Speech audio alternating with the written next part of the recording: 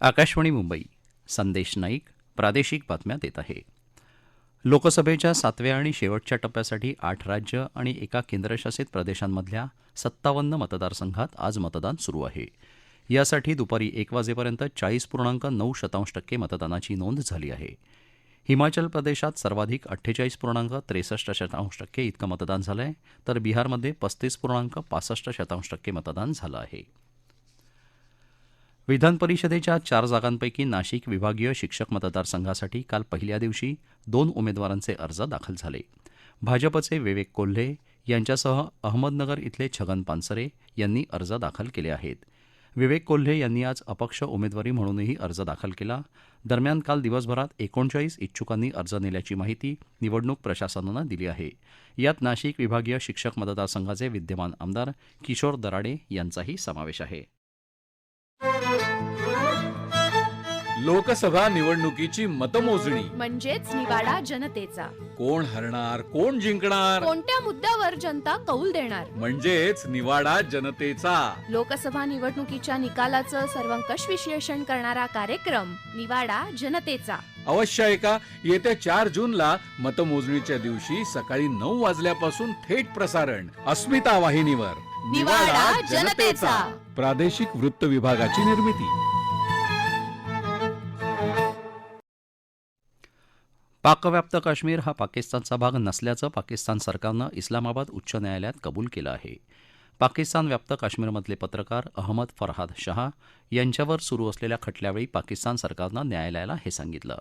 काश्मीर हा पाकिस्तानचा भाग नाही, तर पाकिस्तानी लष्कर या भागात का जातं असा प्रश्नही न्यायालयानं यावेळी सरकारला विचारला. देशात विजेची मागणी वाढलेली असतानाही औष्णिक वीज प्रकल्पातल्या कोळशाचा सद्यस्थितीतला साठा 45 मेट्रिक टनांपेक्षा जास्त असल्याचं कोळसा मंत्रालयानं म्हटलं आहे. गेल्या वर्षीच्या तुलनेत हा साठा 30% जास्त असल्याचं मंत्रालयानं कळवलं आहे. देशाची 19 दिवसांची गरज भागवण्यासाठी हा साठा पुरेसा असेल.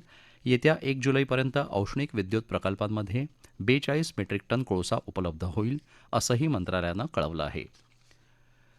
पुण्यातल्या कल्याणीनगर कार अपघातात अल्पवयीन आरोपीची आई शिवानी अगरवाल हिला काल पुणे पोलिसांनी अटक केली.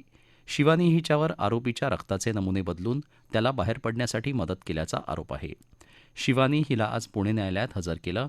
या प्रकरणी गुन्हे शाखेनं न्यायवैद्यक प्रयोगशाळेत काम करणाऱ्या 2 महिला परिचारिकांचीही चौकशी केली आहे. पुणे कार अपघात प्रकरणात राज्य सरकार आणि पोलीस योग्य प्रकारे कारवाई करत असल्याचं उपमुख्यमंत्री तथा पुण्याचे पालकमंत्री अजित पवार यांनी म्हटलं आहे. ते पुण्यात बातमीदारांशी बोलत होते. या प्रकरणात कोणतीही लपवाछपवी किंवा कोणालाही पाठीशी घालण्याचा प्रकार होत नसून ही घटना घडल्यापासून आजपर्यंत चौकशीत जे दोषी आहेत त्यांच्यावर कारवाई होताना दिसत असल्याचं म्हणत विरोधकांनी केलेले आरोप त्यांनी फेटाळून लावले. सलग दुसऱ्या वर्षी सर्वाधिक परकीय गुंतवणूक आकर्षित करण्यात महाराष्ट्र पहिल्या स्थानी असल्याची माहिती उपमुख्यमंत्री देवेंद्र फडणवीस यांनी दिली. केंद्र सरकारच्या उद्योग आणि व्यापार प्रोत्साहन विभागानं जारी केलेल्या आकडेवारीनुसार गेल्या आर्थिक वर्षात महाराष्ट्रात 1,25,101 कोटी रुपयांची गुंतवणूक आल्याचं त्यांनी सांगितलं. राज्यातली गुंतवणूक ही गुजरातमध्ये गेलेल्या एकूण गुंतवणुकीच्या दुपटीपेक्षा अधिक असल्याचं ते म्हणाले. नाशिकचे नवीन विभागीय आयुक्त म्हणून डॉक्टर प्रवीण गेडाम यांनी काल कार्यभार स्वीकारला. मावळते आयुक्त राधाकृष्ण गमे 37 वर्षांच्या शासकीय सेवेनंतर काल सेवानिवृत्त झाले. संवाद प्रणालीतल्या सुलभतेसह विविध कामं आपण आपल्या कारकिर्दीत करू शकलो, याबद्दल गमे यांनी यावेळी आभार मानले. पहिला रामतीर्थ गोदा राष्ट्रजीवन पुरस्कार श्रीराम जन्मभूमी ट्रस्टचे कोषाध्यक्ष गोविंद देवगिरी महाराज यांना देण्यात आला. रामतीर्थ गोदावरी सेवा समितीतर्फे दिला जाणारा हा पुरस्कार काल रात्री नाशिकच्या पंचवटी इथं गोदा घाटावर प्रदान करण्यात आला. स्मृतिचिन्ह, सन्मानपत्र आणि महादक्षिणा असं या पुरस्काराचं स्वरूप आहे.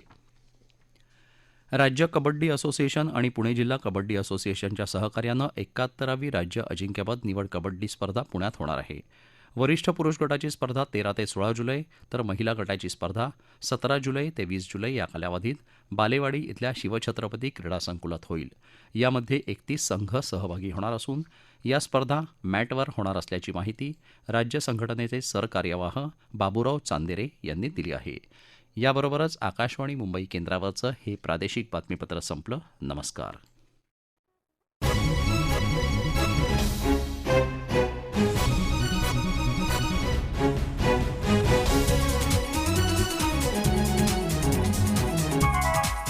आहे